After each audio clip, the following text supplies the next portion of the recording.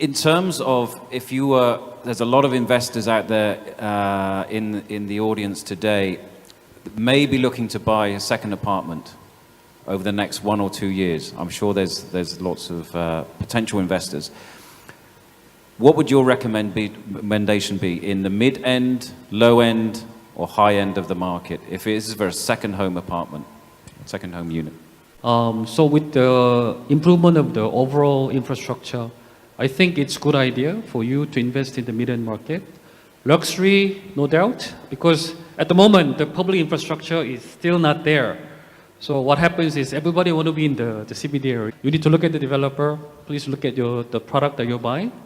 If it's good location and good quality, then whether it's a high-end or mid-end or luxury, I recommend you to buy.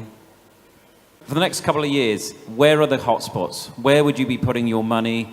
What sectors, what locations, what can you give some advice to everyone in the audience today? You want me to go first? I think there was a lot of talk today about infrastructure in transport.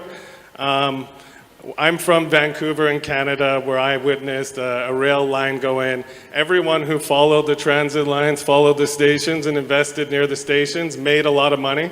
And I'm going to bet that long-term in Vietnam, this market will perform the same. So I don't have a specific district or city. I would say watch the infrastructure, follow the train stations, follow the new roads, follow where the movement is going, invest along there, and you should be all right.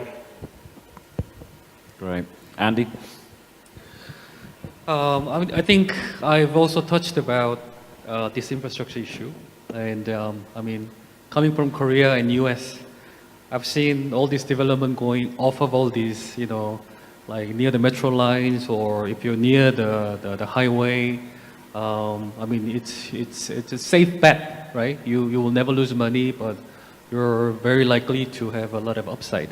So again, there has not been any metro lines finished, but you know where those lines are. So obviously now District 9 seems to be getting more attention. Price. I just read the news that some areas the prices are already up to 90 million Vietnam dong per square meter.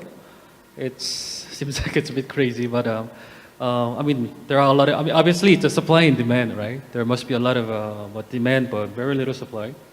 So District 9, all these outer areas are now starting to get the attention. So you might want to consider doing that. I think District 2, all these. I mean, 2TF has been talk of the year. A lot of projects are waiting to be launched. I still think, of course, District 7, has all this infrastructure. Again, it's infrastructure. It's how you can access. What kind of convenience infrastructures do you have? Do you have malls nearby? Do you have a lot of places to eat? Do you have schools? Most importantly, I think these are the key questions where people want to stay. And Jimmy, final summary from you. Buy from a good developer, and buy the property that you will still feel proud of in the next 5 years.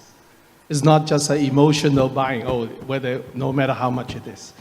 Buy the environment that will last, because real estate is something to last. It's not just something to make money.